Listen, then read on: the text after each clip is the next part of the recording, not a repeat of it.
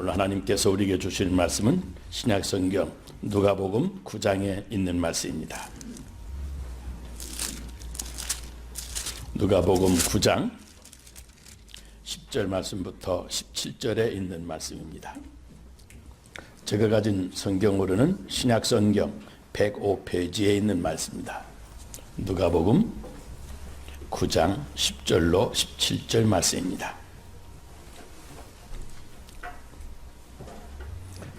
사도들이 돌아와 자기들이 행한 모든 것을 예수께 여쭈니 들이시고 따로 베세다라 하는 고을로 떠나가셨으나 무리가 알고 따라왔거늘 예수께서 그들을 영접하사 하나님 나라의 일을 이야기하시며 병 고칠 자들을 고치시더라.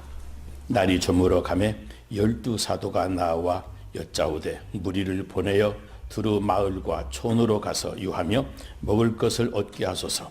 우리가 있는 여기는 빈들이니이다. 예수께서 이르시되 너희가 먹을 것을 주라 하시니 여짜오되 우리에게 떡 5개와 물고기 2마리밖에 없으니 이 모든 사람을 위하여 먹을 것을 사지 아니하고서는 할 수 없사옵나이다 하니 이는 남자가 한 5,000명 되밀어라. 제자들에게 이르시되 때를 지어 한 50명씩 앉히라 하시니 제자들이 이렇게 하여 다 앉힌 후 예수께서 떡 5개와 물고기 2마리를 가지사 하늘을 우러러 축사하시고 떼어 제자들에게 주어 무리에게 나누어 주게 하시니 먹고 다 배불렀더라. 그 남은 조각을 12바구니에 거두니라. 아멘. 영성 수도사라고 알려진 토마스 멀튼이라고 하는 사람이 이런 말을 했습니다. 내가 누구인지 알고 싶으면 내가 어디에서 살고 어떤 음식을 좋아하는지 자신에게 물어보지 말고 진정으로 내가 누구인지 알고 싶으면 내가 구체적으로 무엇을 위해서 살고 또 그 목적에 충실하지 못하게 나를 가로막는 것이 무엇인지 자신에게 물어보라. 이 2가지 질문에 대한 답변으로 우리는 그 사람 나의 나됨됨이를 알 수가 있다. 그렇게 말했습니다. 그렇습니다, 여러분. 누가 어디서 사느냐 그건 정말 중요한 것이 아닙니다. 그런데 세상의 많은 사람들은 어디서 사는지를 아주 궁금해합니다. 레드락 부자 동네 얼마나 큰 집에 사는가, 저 흑인들 멕시칸 동네 어느 아파트에 살고 있는가, 이 어디에 사는가 하는 것을 대단히 중요하게 생각을 합니다. 그런데 정말 중요한 것은 내가 무엇을 위해서 지금 살고 있는가, 그리고 그 목적에 따라서 살지 못하도록 나를 가로막는 장애물들이 도대체 무엇인가, 이것을 물어보고 아는 것이 중요합니다. 세상이 아무리 우리를 어디서 사는가로 평가하려고 하지만 우리 믿는 성도들은 우리 인생을 어떤 인생을 살아야 하는가 하는 고민으로 바꾸어야 됩니다. 오늘 성경은 바로 그런 것을 우리에게 가르쳐 주고 있습니다. 무엇 때문에 정성을 다 쏟고 내 사업을 일으켜야만 되는가? 내게 주어진 환경 속에서 내가 과연 어떤 인생을 살아야 하는가? 이 힘든 세상, 그동안 사는 것도 힘들게 살았는데 굳이 더 살아야 될 이유가 무엇인가? 이런 것들을 우리에게 답변해 주고 있습니다. 중요한 것은 베풀며 사는 인생이 되라고 하는 말씀입니다. 하나님이 우리를 창조하실 때 우리 자신만을 위해서 살도록 그렇게 우리를 창조하신 것이 아닙니다. 나만 잘 먹고 잘 살도록 사업을 우리에게 맡겨주신 것도 아닙니다. 서로 베풀면서 사는 인생이 되도록 우리에게 모든 것을 맡겨주신 것입니다. 왜 우리가 베풀며 살아야 됩니까? 그 가난한 사람들, 우리가 가난하게 만든 것이 우리들의 잘못입니까? 그 사람 못 사는 책임이 우리에게 있습니까? 뭐 그런 원인 분석하려고 하지 말고 그냥 베풀어 주면서 살라고 하는 것. 그것이 우리를 이 시대에 여기에서 살게 하신 하나님이 기대하시는 목적이라고 말씀하시는 겁니다. 여러분, 우리 사람의 머리에는 좌뇌와 우뇌가 있습니다. 예전에는 좌뇌형, 그러니까 왼쪽 뇌를 잘 쓰는 사람이 성공한다고 그랬습니다. 논리적으로, 이성적으로 계산이 철저해야 성공한다 생각했던 겁니다. 결국 논리적인 사람들이 잘 산다고 하는 것인데 여러분 그럴 법하지 않습니까? 그런데 최근에는 통계를 살펴보니까 반대로 우뇌형 사람이 성공하더라는 겁니다. 그러면서 우뇌형 사람들, 창의력이 탁월하고 감성이 풍부하게 살아있는 사람들이 21세기에도 성공하게 되어 있다고 진단합니다.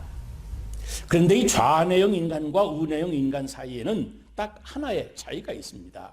이 좌뇌형 인간은 문제를 파고드는 수렴적인 사고를 하는 반면에 우뇌형 인간은 반대로 확산적인 사고를 합니다. 말하자면 누가 5,000명을 먹이라 할 때 이 좌뇌형 인간은 이유가 뭐예요? 제가 왜 그 사람들 오라고 그랬나요?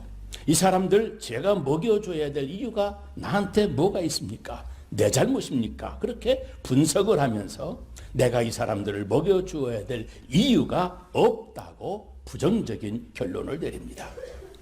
이렇게 좌뇌형 사람들은 정확한 분석을 잘합니다. 틀린 것도 없고 나무랄 것이 없습니다. 그렇지 않습니까? 제가 불러온 것도 아니고 제가 먹여야 될 책무도 없고 내가 먹일 이유가 의무가 아무것도 없습니다. 논리적으로 아주 똑 떨어지고 똑 맞아 맞는 이야기입니다. 이것이 좌뇌형 인간입니다. 그런데 우뇌형 인간은 그래요, 주님 제가 먹이지요. 시간도 늦었는데 얼마나 배가 고플게요? 그럼요, 제가 먹이겠습니다 하고 줄 수 있는 가능성을 생각하고 그 방법을 그때부터 찾기 시작합니다. 이것이 우뇌형 사고방식입니다. 그런데 이런 사람들이 성공하더라고 하는 것입니다. 그런데 오늘 성경 본문 말씀을 보면 이 우뇌형의 사고방식을 권장하면서 우리가 어떻게 베풀며 사는 인생이 되겠는가를 가르쳐 줍니다.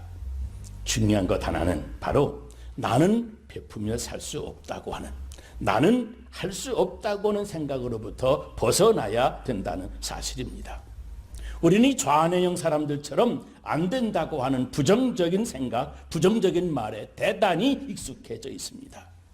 그래서 야 이것 좀 하자 그러면 생각도 안 해보고 안 될 것 같은데요 그럽니다.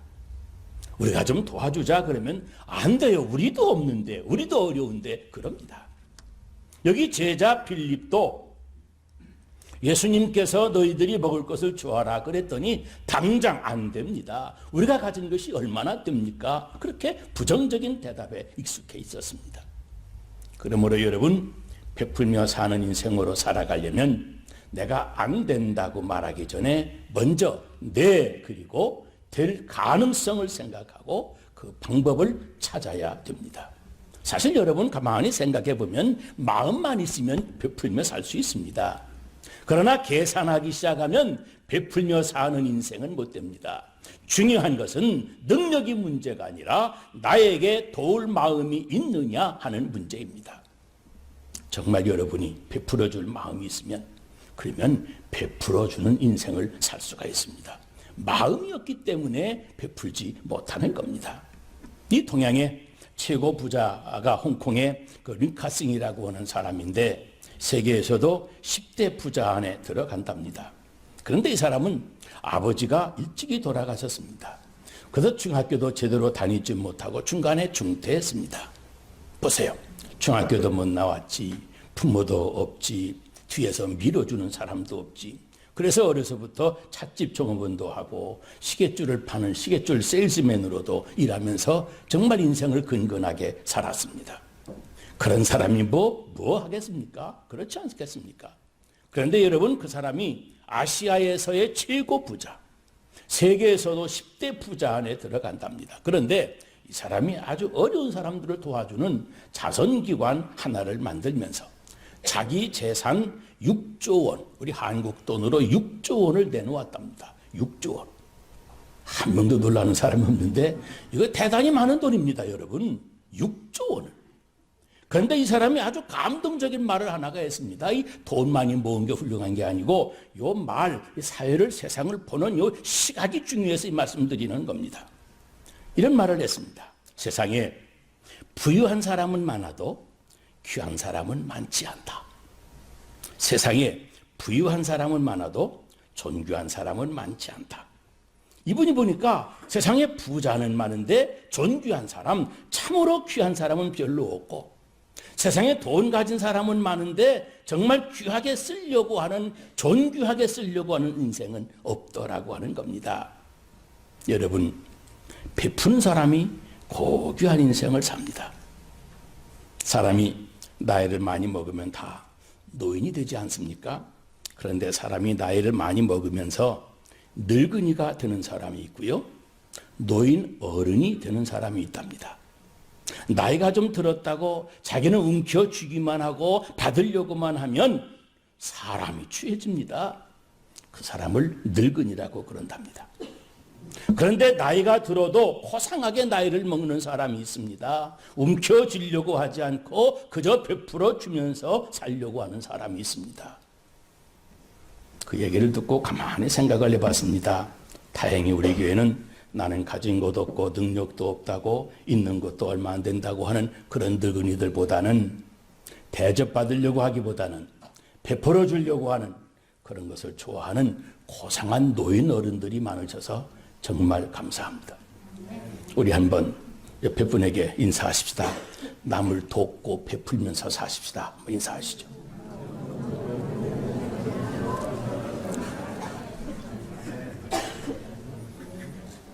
대우받으려고 하지 말고 대우해주며 사십시다. 한 번 더 하세요.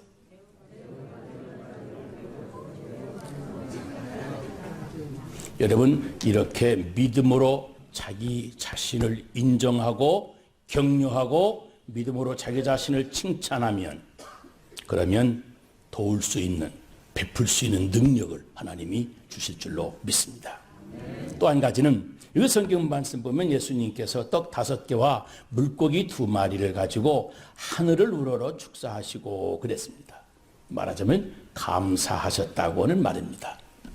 근데 가만히 베풀며 사는 인생들을 보면 여러분 누구나 다 아시겠지만 평소 늘 감사할 줄 아는 분들입니다.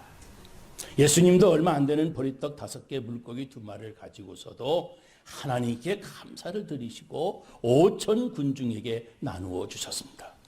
아마 우리가 그 입장에 있었다고 한다면, 야, 이것밖에 없느냐 하고, 그리고 하나님을 향해서는 하나님 이것밖에 없는데요, 우리가 어떻게 5천 명을 먹일 수가 있습니까? 그랬을 거예요.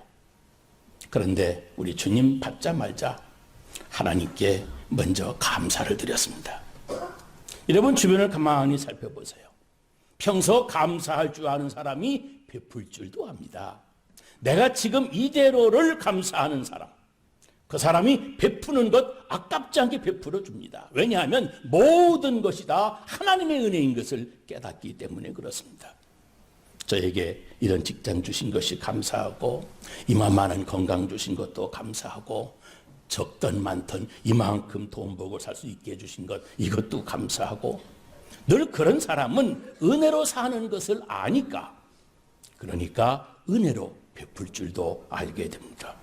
감사한 마음이 들면 하나님 내게 주신 것이 얼마나 많은데, 내가 이 땅에 빈손으로 와서 이렇게 50년, 60년, 70년 먹고 입고 살게 해주시고, 나에게 직장도 주시고 아내도 주시고 남편도 주시고, 아니 자녀들도 주시고, 세상에 거기에다가 예수님도 믿게 해주시고, 이처럼 우리 안디옥교에 나와서 예수 잘 믿고 즐겁게 주님을 섬기고 전도도 하게 하시고 얼마나 감사한지요. 이렇게 늘 생각하는 겁니다. 그래서 주변 사람들에게 베푸는 넓은 마음도 드디어 품게 되는 겁니다. 그런데 감사한 마음이 없고 감사할 줄도 모르는 사람은요, 아까워서도 못 줍니다. 억울해서도 못 줍니다. 미워서도 못 줍니다. 내가 고생해서 벌었는데 남들 편히 쉬고 놀을 때, 잠잘 때 내가 어떻게 해서 번 건데, 그러면서 자기 배만 채웁니다. 그저 버는 데는 불을 쬐지만 가치 있게 쓰는 데는, 베푸는 데는 눈을 아예 감아버립니다. 보리떡 5개, 물고기 2마리밖에 없는데도 우리 주님께 감사를 드리니까 하나님께서 거기에 축복을 주셔서 5천 명을 먹이고도 남는 기적을 베풀어 주신 겁니다. 여러분, 감사할 줄 아는 사람이 남에게 베풀 수 있는 고귀한 인생을 삽니다. 사실 가만히 생각해 보면 우리가 이 땅에 올 때 가지고 온 것은 아무것도 없지 않습니까? 다 하나님께서 주신 것입니다. 지금 내가 가지고 있는 것 많든 적든 이것도 내게 가지고 온 것이 아니고 내게 가지고 온 그 빈손 위에 하나님이 더 주신 겁니다. 그러나 그 고마운 마음으로 하나님께 감사를 드리는데 하나님은 그런 감사를 받으시고도 그 위에 5천 명 이상을 먹일 수 있는 기적을 우리에게 베풀어 주시는 겁니다. 겨우 보리떡 5개, 물고기 2마리밖에 없다고 원망하고 실망하고 불평하는 사람이 있습니까? 주지도 못하고 남 돕지도 못하는 불쌍한 인생으로 끝나고 말 겁니다. 혹시 그런 분 계시다면 여러분 마음속의 원망과 불평을 여러분 그저 감사하는 마음으로 바꾸어 가지시기를 바랍니다. 그럴 때 성령을 주께서 기름 붓듯 부어주시고 그 위에 놀라운 축복을 허락해 주시는 겁니다. 여러분 한국 가실 때 비행기 타고 가지 않습니까? 12시간, 13시간 비행기를 타고 가다 보면 정말 그 자리가 좁아가지고 자세가 불편해서 다리 좀 쭉 뻗고 싶어도 뻗지를 못하고 얼마나 힘이 듭니까? 허리 좀 펴고 싶고 다리도 뻗고 싶은 마음이 꿀떡 같습니다. 여러분 다만 다리만 뻗고 주무실 공간만 있으시면 그러면 감사해야 됩니다. 뭐 집이 크니 적으니 따지지 말고 팔만 뻗고 다리만 뻗고 주무실 수만 있으면 그러면 자족할 줄 알고 감사할 줄 알아야 됩니다. 여러분 성경에 보면 하나님의 진노가 어떤 사람에게 임한다고 했는지 아십니까? 로마서 1장 21절 말씀에 보면 하나님의 진노가 하나님을 알되 하나님께 감사치도 않는 자에게 진노가 임한다고 분명히 말했습니다. 그렇다면 어떤 사람에게 하나님의 기적과 같은 축복이 임하겠습니까? 하나님을 알고 하나님을 감사하는 자에게, 하나님을 알고 하나님을 감사하는 자에게 하나님의 축복이 임하는 것입니다. 그 적은 오병이어를 들고 하나님께 감사를 드리시니까 하나님이 막 복을 쏟아 부어 5천 명까지 먹이게 하신 겁니다. 이 토마스 켈리라고 하는 사람이 이런 말을 했습니다. 우리는 큰 것을 구하고 살지만 정작 평범하고 작은 선물을 주셨을 땐 감사를 잃어버린다. 작은 것들에 감사하지 않는 사람이 어찌 하나님께로부터 큰 것을 받을 수 있겠는가 하고 물었습니다. 맞는 말입니다. 몇 주 전에 여러분 아시는 것처럼 제 아들이 결혼을 하지 않았습니까? 이놈이 결혼하기 며칠 전에 저한테 전화로 이런 말을 합니다. 결혼 날짜가 다가오니까, 결혼 날짜가 가까우니까 이제 부인도 생기고 이제 또 아기도 생길 것을 생각을 하니까 자기 어깨가 무겁더라는 겁니다. 그러면서 하는 말이 아빠는 옛날 엄마와 아들을 데리고 이 미국에 홀로 와서 지금 자기 나이대에 그때 그 짧은 영어로 학교 공부해가면서 목회해가면서 그러면서 자기를 키워주고 어떻게 그렇게 다 할 수 있었느냐고, 그 어려운 중에도 자기를 잘 키워주신 것 생각해 보니까 참 감사하다고, 아빠가 감사하고 아빠를 존경한다고 그럽니다. 그런데 제가 아들의 고맙다 감사하다는 말을 듣는데 요놈이 장가갈 날이 다가오니까 이제 철이 드는구나 하는 생각도 들면서 동시에 한쪽 마음속에 웬일인지 앞으로 얘한테 좀 더 잘해줘야 되겠구나, 더 잘해줘야 되겠구나, 이런 결심이 은근히 들어서더라고요. 여러분 모자란 아버지도 감사하는 자식에게는 그저 더 잘해주고 싶은 생각이 우러납니다. 성경 말씀 보면 우리 하나님도 솔로몬의 1000번째 감사제를 받으시고는 그랬습니다. 내가 너에게 뭘 더 해줄까 하고 물으셨습니다. 우리가 가진 것 비록 보잘것도 없고 우리 가정이 좀 궁색해도 우리 현실이 좀 만족스럽지 못해도 그래도 여러분 하나님께 감사를 드리면 하나님은 웬일인지 웬 은혜인지 우리에게 더 많은 축복을 주고 싶어 하시는 겁니다. 그래서 성도들이 그 복을 받아서 더 베풀고 사는 존귀한 인생이 될 수 있는 겁니다. 여러분 하나님께 항상 감사하는 게 그렇게 중요합니다. 나만 잘 먹고 나만 잘 사는 그런 인생도 좋은 인생인지 모르지만 결코 존귀한 인생은 아닙니다. 내 인생의 목적이 훨씬 빗나간 삐뚤어진 인생을 사는 겁니다. 오늘 자신을 우리를 위해서 다 베풀어 주시려고 오신 주님의 성탄주일입니다. 여러분, 성탄절의 정신이 무엇입니까? 자기 자신을 비워 주려고 오신 주님, 자기를 비워 주려고 오신 주님, 그 주님의 정신을 오늘의 여기에서 내 생활에 되살려 적용하는 것입니다. 너희들이 먹을 것을 주라고 하신 말씀처럼 우리 자신이 베풀어 줄 수 있는 그런 인생이 돼서 오늘의 현실이 다 하나님의 은혜인 줄로 알고 그저 감사한 마음으로 늘 하나님께 감사를 드리는 성도 여러분들이 되시고, 오직 한 번뿐인 우리의 인생을 우리 주님이 보실 때 존귀한 인생으로 살아갈 수 있게 되시기를 주의 이름으로 축원합니다. 기도하겠습니다.